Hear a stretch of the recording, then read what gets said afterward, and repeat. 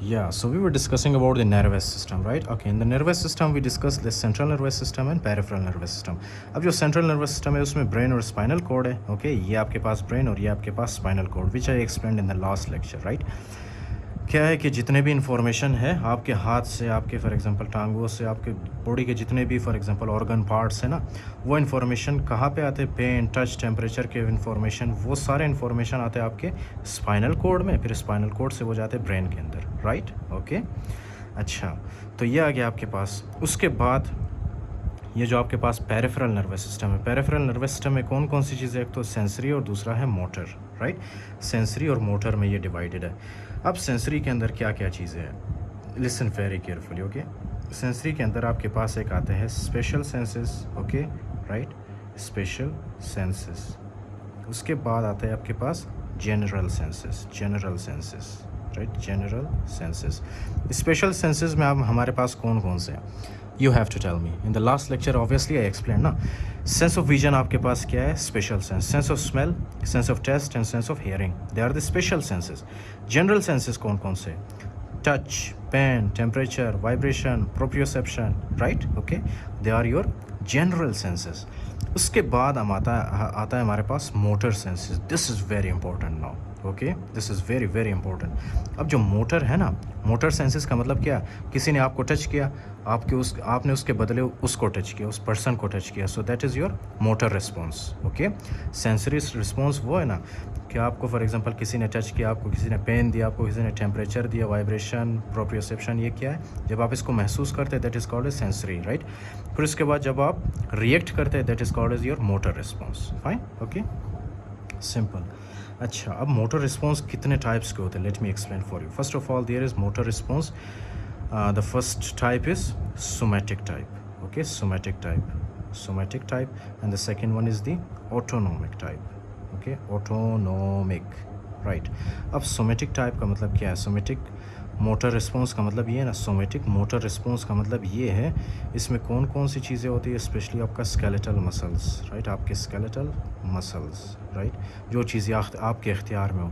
For example आपको किसी ने टच किया, राइट? आपको किसी ने टच किया या आपको किसी ने मारा, फाइन, आपने भी सामने से उसको मारा, राइट? आपके हाथ, आपके पाँव, ये सारे आपके कंट्रोल में है ना, राइट? आपके हाथ, आपके पाँव, ये सारे आपके कंट्रोल में, राइट? आप जब भी चाहो इनको फॉर एग्जांपल आप यूज़ कर सकते हो, आप इनके थ्रू रिस्पॉन्ड कर सकते हो, right? So they are your somatic motor senses, okay, और सोमैटिक सेंसेस और सोमैटिक रिस्पॉन्सर्स। फाइन, क्यों? क्योंकि आप इनके थ्रू किसी भी टाइम, किसी भी वक्त आप इनको मूव कर सकते हो, right? So that is why we called somatic motor responses. उसके बाद आपके पास आता है autonomic nervous system, right? Autonomic nervous system, autonomic nervous system में क्या चीज़ें आती हैं? यू नीड टू अंडरस्टैंड और you need to remember one thing. इसमें दो चीज़ें, एक है सिंपैथेटिक नर्वस सिस्टम, ओके, दूसरा है para sympathetic nervous system, right? एक और भी आता है इसमें जिसको हम कहते हैं enteric nervous system, okay, enteric nervous system. सबसे पहले we will discuss about this sympathetic nervous system. अब ये जो सिंपैथेटिक नर्वस सिस्टम है ये होता क्या है? Fine, although we will discuss this in very very detail in the upcoming lectures, but it is just for the sake of an overview, right?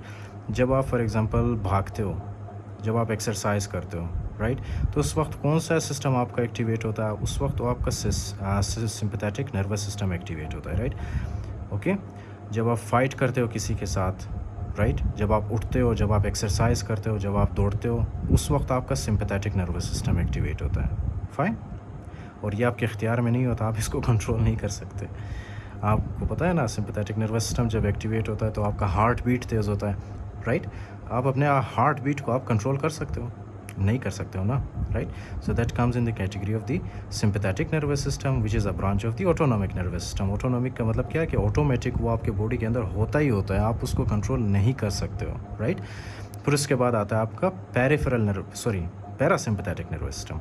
Now this parasympathetic nervous system, the best example is rest and digest. For example ये आपके पास है stomach, right? Stomach के अंदर क्या पड़ा है? Food, right? Food को एब्जॉर्ब करने के लिए जीआईटी के अंदर जो है मोटिलिटी लाने के लिए आपका कौन सा फॉर एग्जांपल सिस्टम इन्वॉल्व होता है? Parasympathetic nervous system. और पैरासिम्पैथेटिक नर्वस सिस्टम क्या करता है? ये कब हमारा हेल्प करता है? This will help during the rest and the function of the parasympathetic nervous system is rest and digest. Okay fine. आप फॉर एग्जांपल जब रेस्ट करते हो ना तो उस वक्त क्या होता है, उस वक्त आपका पैरासिम्पथेटिक नर्वस सिस्टम एक्टिवेट होता है और वो फूड को डाइजेस्ट करने में, एब्जॉर्ब करने में वो हेल्प करता है, राइट। Okay fine. तो सिंपैथेटिक नर्वस सिस्टम कब एक्टिवेट होता है? फाइट के दौरान। और the basic example is fight के दौरान, राइट। ऑटोनॉमिक नर्वस सिस्टम या पैरासिम्पैथेटिक नर्वस सिस्टम कब एक्टिवेट होता है? रेस्ट के दौरान, राइट। रेस्ट एंड डाइजेस्ट किसका काम है? पैरासिम्पैथेटिक नर्वस सिस्टम का काम है। Okay fine. The best example is food in your stomach. Food की एब्जॉर्प्शन या इसकी डाइजेशन कब होती है? जब पैरासिम्पैथेटिक नर्वस सिस्टम एक्टिवेट होता है। ओके जब आप रिलैक्स्ड होते हैं, when you are in the relaxed mode. Okay sympathetic nervous system कब एक्टिवेट होता है? जब आप टेंस होते हैं, जब आप टेंशन में होते हैं। Okay right. फिर उसके बाद एंटेरिक नर्वस सिस्टम क्या है? Enteric nervous system I will explain in very detail. Okay आपके जो जीआईटी है ना, जीआईटी के वॉल के अंदर जो नर्व फाइबर्स हैं उनको हम कहते हैं एंटेरिक नर्वस सिस्टम, राइट। इसमें again Auerbach plexus, myenteric plexus, okay इस तरह से प्लेक्सस आते हैं। So I will explain this in very detail when we will do the enteric nervous system, right? So this is all about the autonomic nervous system. Now we will discuss these in very detail, okay, in the upcoming lectures. For now it is just an overview, simple, the things that you have studied in the metric and the FSC level. Now you must listen one thing. This is a brain, okay, this is a person, okay. For example ये आपके पास है एक person, ये है neck उसके, right, ये this is a person for example, right. Okay और ये आपकी तरफ देख रहा है, राइट, ये आपकी तरफ देख रहा है। क्या है कि फॉर एग्जांपल जब आप सामने से देखते हो ना किसी को, सामने से, तो उसका ब्रेन आपको कुछ इस तरह से दिखता है, फाइन। ओके सामने से जब आप देखते हो उसका ब्रेन कुछ इस तरह से दिखता है आपको। Now this is the brain, okay this is the cerebral hemisphere. फिर ब्रेन के बाद नीचे क्या आता है? इस तरह से मिड ब्रेन, ये जो आपको नज़र आ रहा है this is the mid brain. Mid brain के नीचे क्या है? Hind brain, right, hind brain. अब हाइंड ब्रेन इतना तो बेसिक पता होगा आपको, फाइन। मिड ब्रेन क्या है, हाइंड ब्रेन क्या है, फोर ब्रेन क्या है। अच्छा तो यहाँ से यहाँ तक आपके पास कौन सा होता है? Fore brain, okay fore brain. यहाँ से यहाँ तक आपके पास ये वाला जो एरिया है this is called as your mid brain, right, mid brain. Okay यहाँ से यहाँ तक जो आपके पास है this is your hind brain, okay hind brain, right, hind brain. Now you must listen one thing, okay ये वाला जो एरिया है ब्रेन का, ओके ये वाला area, right, without this two squares, okay without this two small squares, ये brain के अंदर जितना भी पोर्शन है, राइट, ब्रेन के अंदर जितना भी पोर्शन है, इस पोर्शन को हम क्या कहते हैं? इस पोर्शन को हम लोग कहते हैं टीलेंसेफेलोन, ओके टीलेंसेफेलोन। ये कुछ एम्ब्रियोलॉजी की बात है, ओके टीलेंसेफेलोन, राइट। उसके बाद ये वाला जो छोटा वाला एरिया आपको नज़र आ रहा है, राइट, ये वाला, ये दो squares, right, they are called as diencephalon, okay they are called as the diencephalon, right, they are called as डायनसेफेलोन।